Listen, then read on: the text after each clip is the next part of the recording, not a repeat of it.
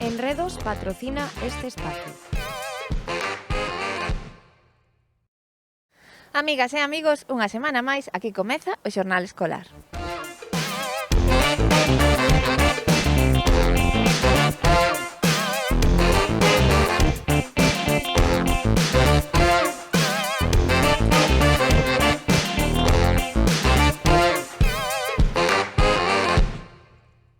Hoxe viaxamos ata Baixa Limia. Alí o ano pasado, no Colexio Xurés de Lobios, os alumnos fixeron un traballo moi amplo e interesante sobre muiños, que aquí vos presentamos.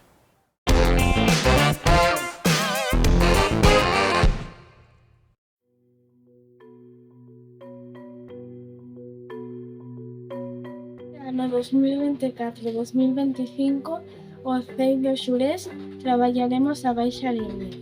A quinto e sexto tocou nos muiños. Durante o mes de outubro estivemos traballando a localización xeográfica. En Europa estamos situadas en España. En España estamos situadas en Galicia. E estamos na provincia de Ourense. Dentro da provincia de Ourense estamos na Baixa Limia.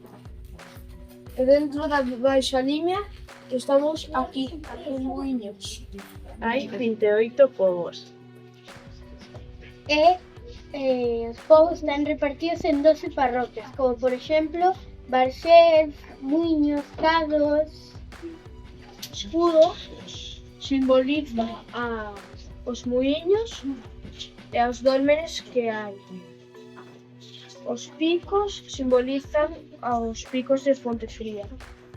A ponte é unha ponte que agora mesmo está endida baixo a auga, e a auga é o río Limia.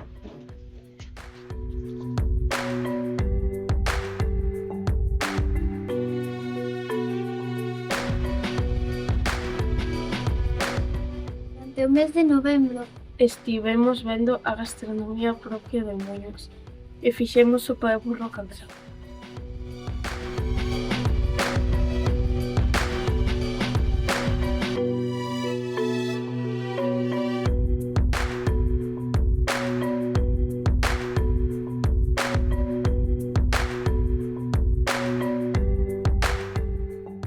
Para facer a sopa de burro canso necesitamos unha cunca de barro, pan duro, troceado, un pouco de azúcar, viño ou zumo de uva sin alcohol, metelo na nevera e o pasar un pouco sai a sopa de burro canso.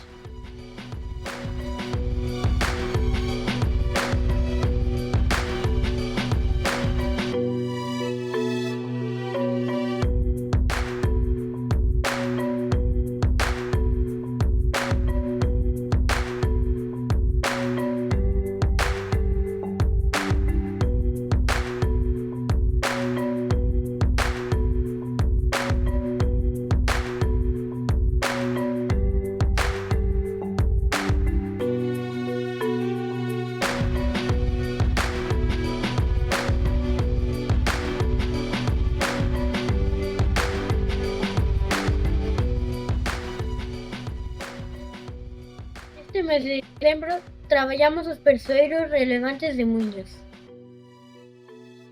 Persoeiros relevantes de Muiños. Rafael Pérez Martínez. Rafael Pérez Martínez, exalcalde de Muiños.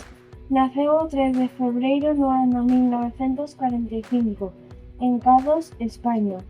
Foi elexido concelleiro de Muiños. Gobernou entre os anos 1983 e 1995. Foi o primeiro diputado provincial. Foi o director da antiga Caixa de Ourense.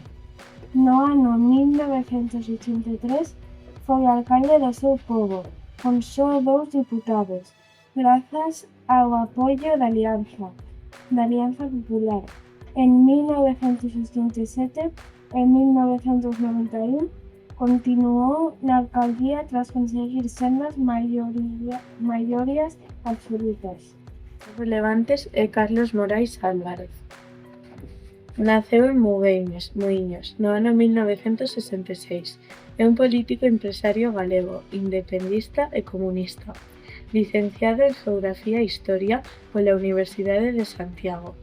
Publicou investigacións históricas, especialmente sobre a memoria antifascista e figuras do movemento obreiro galego. Foi secretario xeral da Primeira Liña, 1998-2014, e fundador de Nós Unidade Popular. Actualmente é portador de Agora Galiza, Unidade Popular, destacada polo seu traballo na recuperación da memoria histórica en Galicia, incluíndo estudos sobre as vítimas do franquismo en Muiños. O último persoeiro relevante de Muiños é Plácido Álvarez do Baño. Naceu en 1958, estudou Dereitos na USC, foi secretario dos concellos de Sarreaus e Pereiro,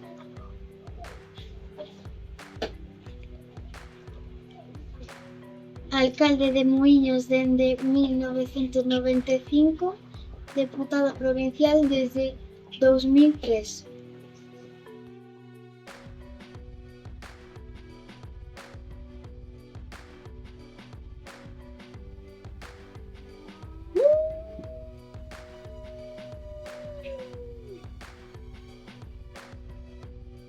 No mes de xaneiro traballaremos os restos arqueolóxicos de Muiños. Por exemplo, os dólmenes e o foxo do lobo. O foxo do lobo era unha construción moi antigua que se construía para cazar os lobos. Os lobos, porque os lobos comían o gado.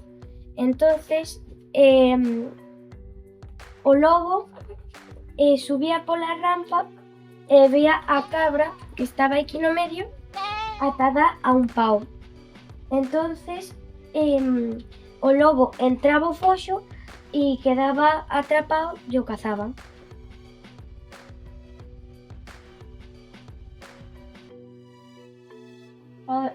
Ola, son o lobo. Eu son a cabra. A min atábanme un pau dentro dun foxo para que o lobo viñera a comerme. Eu vía a cabra e saltén ao foxo do lobo e despois non daba saída.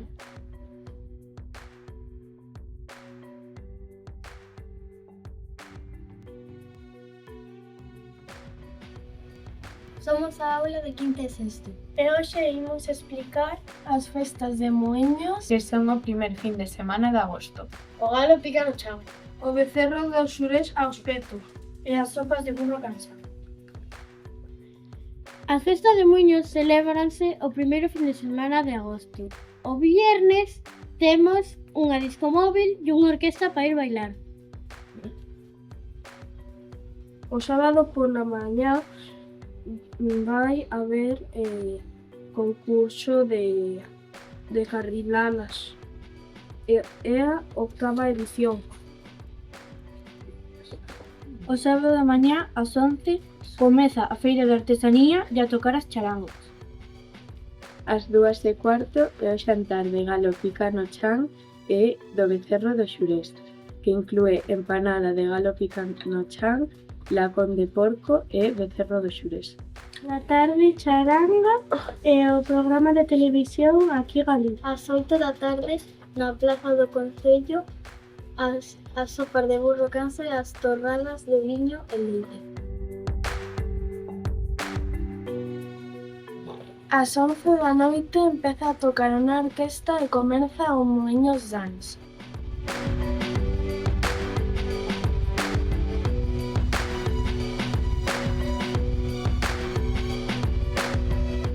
Mes de abril traballamos o turismo en Muiños e imos vos enseñar o que ver en el. O Mirador Oletes. O Columpio Secreto. O Embalse das Conchas. O Camping do Corvo. Porta de Muiñas. Ruta da Levada. o Foxo do Lobo. O Encoro de Salas. O Alto do Pisco. A Ermita da Clamadoira. Hacer rutas en bici. A Capela da Aparecida. A Poza da Fecha. O Dolmen. A Aldea de Salgueiro. Iglesia do Rañadoiro. Santuario dos Milagres.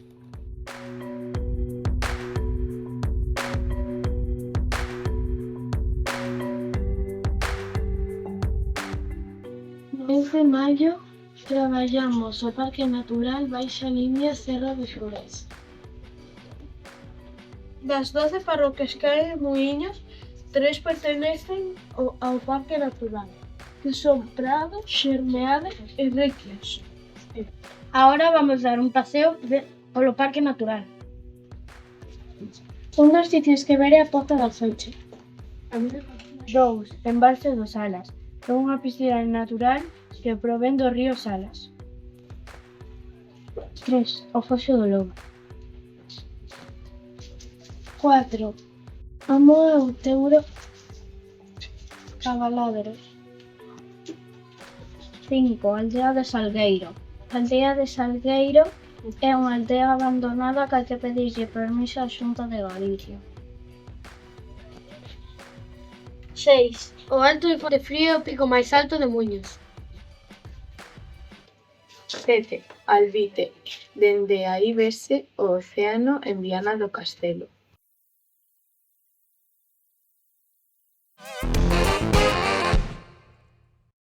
A semana pasada celebrouse a Semana Europea da Mobilidade e os alumnos do Cardenal Cisneros fixeron estes traballos relacionados con esta temática.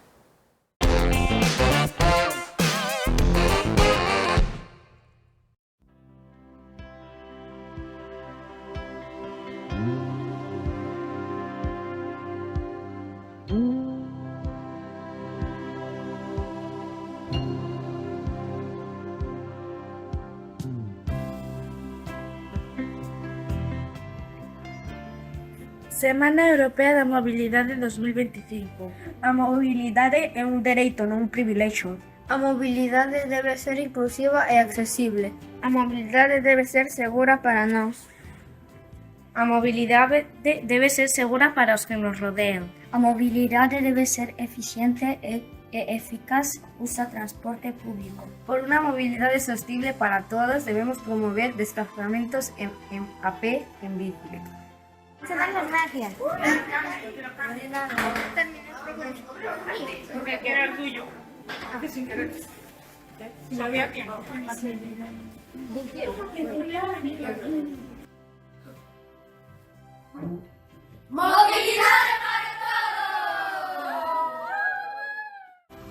Queremos movernos para as cidades. Na cidade circula a modiño. Temos que respetar as normas de tráfico. Cinto abrochado, vida asegurada. O casco protexe, úsao sempre. O teléfono pode esperar, a vida non. Mira antes de cruzar. Cruza sempre o semáforo en verde. Se camiñas pola estrada, usa o chai. Os bebés teñen que ir nun sistema de retención infantil. Queremos unha mobilidade para todos, segura e asequible.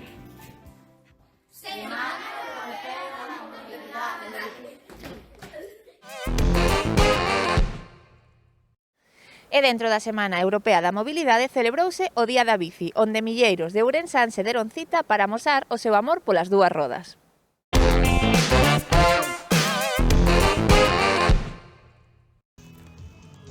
Como cada ano, centos de bicicletas tomaban as rúas da cidade para celebrar o Día da Bici, unha actividade interxeracional na que participa toda a familia e na que os máis pequenos son os protagonistas.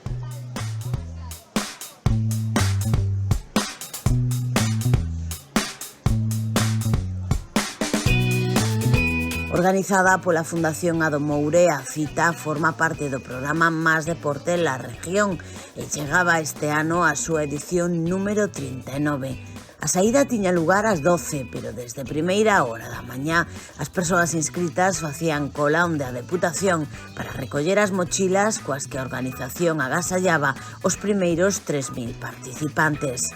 As obras na Avenida Portugal obrigaron este ano a modificar o tradicional percorrido, saindo da Alameda para continuar por Progreso ata a Rúa Coruña, onde daban a volta para volver outra vez pola mesma ruta, volvendo pasar pola Alameda, cara Pardo de Cela e os barrios da Ponte e o 21. En total foron uns 11 kilómetros de circuito.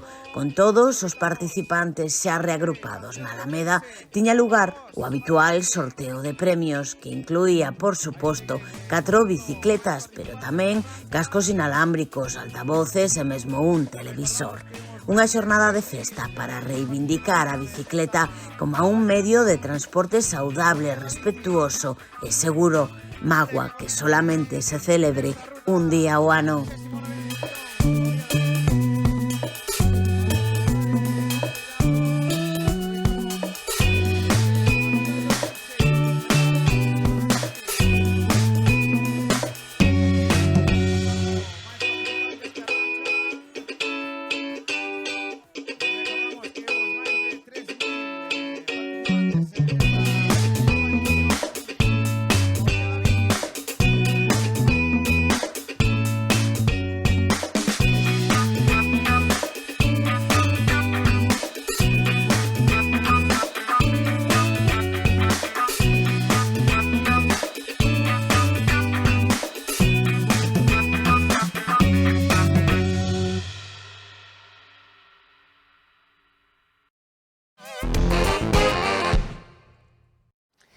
Chega o frío e un dos síntomas son os mocos. Esta semana na Escola de Familias imos aprender por que se producen e cales son as mellores formas de solucionalos.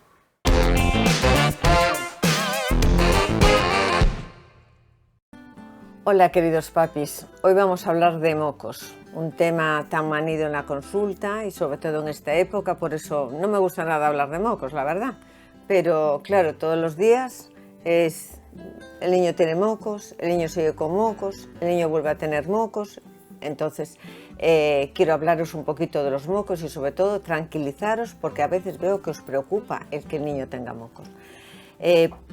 ¿Por qué se producen los mocos? Los mocos se producen porque es una defensa, es la primera defensa que tiene el organismo contra cualquier agente externo. Los mocos se producen principalmente en la nariz. Entonces en la nariz hay una mucosa que lo recubre. Esa mucosa tiene unos cilios, como unos pelitos. Entonces hay un germen, un microorganismo, un virus que entra en la vía respiratoria y entra por la vía más externa que tenemos, que es la nariz, que son las fosas nasales. Entonces lo envuelve, entonces ese moco luego se expulsa. Entonces es un mecanismo de defensa. Y eso es lo que quiero que tengáis claro, que los mocos son buenos, el moco no es el enemigo. El moco hace que el organismo luche contra ese germen, ese bicho que entra en la nariz para protegernos de ellos. Entonces, los papás que me dicen, es que el niño tiene mocos, pues sí, el niño tiene mocos porque en las épocas frías vamos a tener mocos. En la época fría, ¿por qué vamos a tener mocos? Porque va a haber muchísimos virus en el ambiente. Pero muchísimos, si os digo que puede haber hasta 200 virus en el ambiente, quedaríais sorprendidos. Pues sí, hay infinidad de virus. La mayoría de ellos en esta época fría son virus respiratorios. Y los virus respiratorios, ¿por dónde entran? Entran por la nariz, entran por las fosas nasales. Y como consecuencia de la lucha que tiene el organismo con ese agente externo que puede entrar por la vía nasal, entonces eso es lo que produce el moco. Entonces el moco, en absoluto, nos tenemos que preocupar porque el niño tiene moco, sino al contrario, debemos de pensar que su mecanismo de defensa, que su sistema inmunológico está funcionando perfectamente. Y a veces también preguntan, ¿por qué el niño tiene tantos mocos? Bueno, porque cuando los niños van, sobre todo los primeros años del niño, o sea, de 0 a 5 años, y de todas formas los primeros 3 años, los niños los primeros 3 años tienen el sistema inmunológico muy poco desarrollado. Entonces, esos 3 años, mientras no se desarrolle su sistema inmunológico, van a tener cantidad de procesos. La mayoría son virales, pero van a tener cantidad de procesos, pero de todo tipo.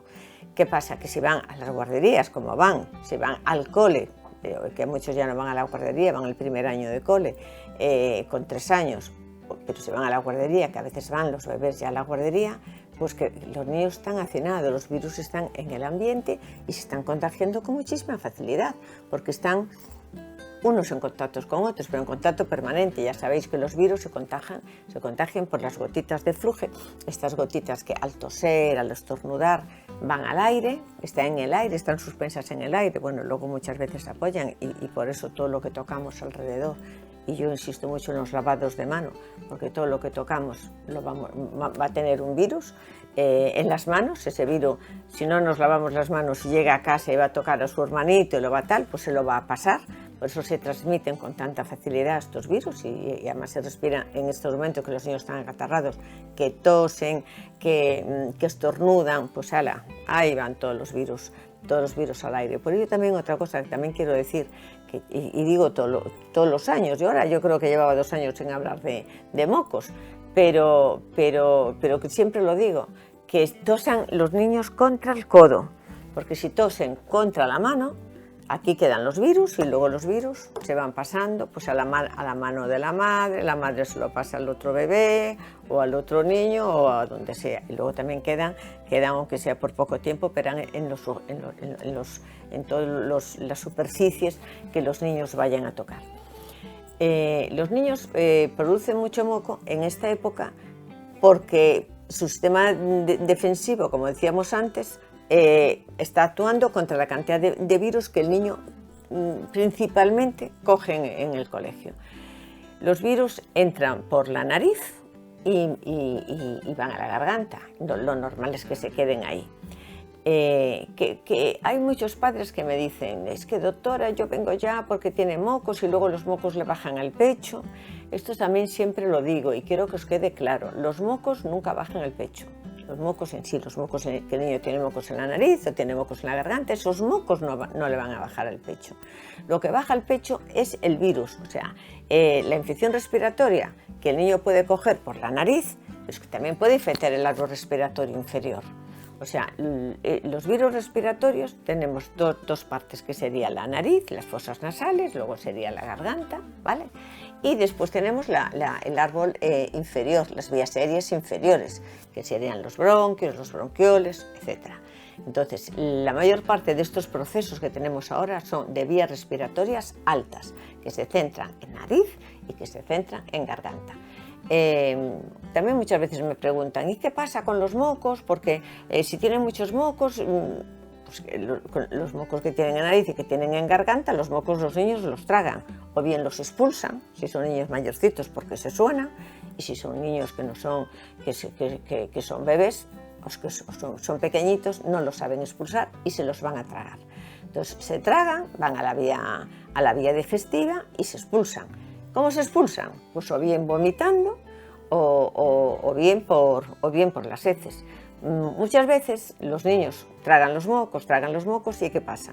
Que los papás vienen a la consulta porque el niño, su estómago está lleno de mocos, entonces comen poco, tienen poco apetito, están así como un poco desganados. Bueno, porque los mocos también le producen un estado general, así que les afecta un poquillo, pero aparte el estómago está lleno de mocos, tienen sensación de saciedad, el niño no tiene hambre. Entonces a veces que vomiten esos mocos es bueno y beneficioso. También luego quería deciros los síntomas que pueden acompañar a los mocos. Pues los niños pueden estar un poco decaídos, puede tener un poco de febrícula, puede tener un poquito de tos y sobre todo ese malestar o incluso, pues como decíamos antes, porque los tragan o porque no están muy bien, pues pierden un poco el apetito. Normalmente los síntomas, todos estos que estoy diciendo, tanto la febrícula como todo lo que conlleva, esa tosita, ese malestar, todo eso desaparece en muy poquitos días. Pero también os tengo que decir que los mocos a lo mejor tardan 2 semanas en desaparecer y no pasa absolutamente nada. Luego muchas veces los papás me dicen, es que lleva todo el año con mocos, que desde que empezó la guardería, desde que empezó el colegio lleva con mocos, es que es normal que lleve con mocos, porque van uniendo unos procesos con otros. El niño lleva moco, el moco puede durar 15 días, 10 días, 15 días, cuando ya empieza a remitir y ya el niño está un poquito mejor, ¡hala!, se pilla otro resfriado, pues volvemos otra vez con los mocos, y cuando está mejorando, pues ¡hala!, otro catarrillo, pues volvemos otra vez con los mocos. Entonces, claro, nos da la sensación de que el niño se pasa todo el año con mocos. Pero bueno, sabiendo que el moco no es ningún enemigo, pues tampoco tenemos que preocuparnos. Pues también hay otra cosa que sí quiero incidir, es el tipo de moco. El niño cuando empieza con moco, empieza como con una huilla. Es un moco clarito, que a veces se irrita mucho por aquí. Yo siempre le digo que le echen aquí una cremita por la noche, porque si no a veces les irrita y les duele. Y empiezan con un moquillo pues claro, transparente y como una huilla que van soltando. Y esto pasa también en los niños que tienen procesos alérgicos.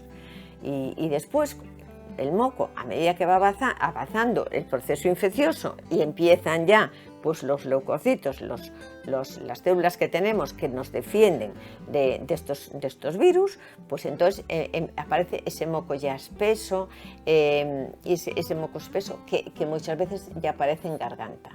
Que a veces en los bebés me dicen, es que le pongo la mano en el pecho y lo oigo ruidos. Sí, lo oigo ruidos porque tiene ruidos, gorgoteo en garganta. Por eso yo siempre digo que deben de dormir un poco inclinados para que ese moco lo traguen y no se le quede aquí y no le produzca esa tos nocturna, que muchas veces que lo acuesto empieza a toser. Bueno, pues muchas veces es por los mocos que tienen ahí. Y entonces el moco llega a vía respiratoria. No. Llega el virus a la vía respiratoria y es el que provoca que luego el catarro sea más importante o que pueda acabar en una bronquitis. Y yo creo que os iba a decir algo que se me fuera con respecto a los mocos. Sí, que estaba con el moco verde, que esto es muy importante, es una cosa que quiero decir siempre, que de la tercera fase del moco, digamos moco claro, moco espeso y luego ya un moco amarillento que termina en un moco verdoso. Con el moco verdoso es raro el padre que no venga y me diga, doctora, es que tiene el moco verdoso y yo creo que necesita antibiótico porque ya lleva mucho tiempo con moco, pero es que ahora es verde. Que el moco verde significa la fase final de la infección que ha presentado el niño, de esta infección vírica. Entonces, es la fase final, quiero que lo recordéis siempre. Y no necesita antibiótico nunca. ¿Cuándo necesitan antibióticos? Cuando se complica la cosa. A veces luego hacen con unas bacterianas y cuando ya aparece una bacteria, la bacteria sí que necesita antibiótico. El moco no necesita nunca antibiótico. Y los mocos verdes, repito, es el final de un proceso y ese mecanismo se convierten en verdes por una reacción que es el leucocito, que son nuestras células de defensa, que actúan contra este germen que invade el cuerpo. Y esa lucha, bueno, pues actúa ahí el hierro de una forma también como un poco especial y se convierte en verde. Que sepáis que el moco verde no tiene ninguna importancia, por muy verde, muy espeso que sea, que no necesita antibiótico nunca y que los mocos no son ningún enemigo. Pois ata aquí chegamos esta semana no Xornal Escolar. Lembrade que volvemos a semana que ven e que podedes enviarnos os vídeos das vosas actividades ao enderezo xornalescolar@telemiño.com. Aquí vos agardamos. Chao!